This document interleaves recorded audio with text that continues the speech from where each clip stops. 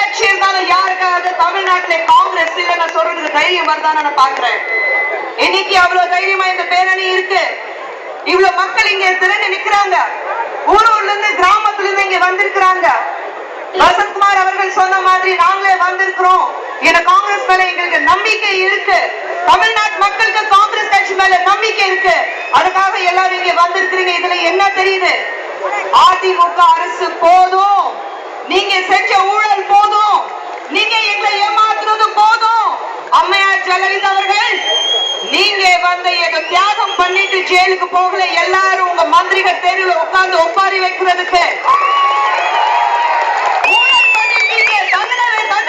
கொடுக்கப்பட்டது உங்களுக்கு. அது யாரு? நீதிமன்றம் சார்பா உங்களுக்கு தண்டனை கொடுத்திருக்கிறாங்க.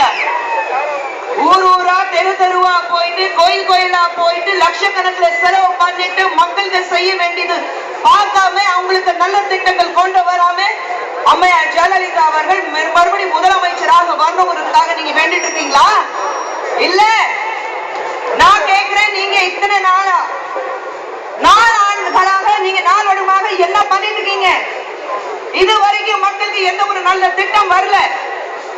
எல்லா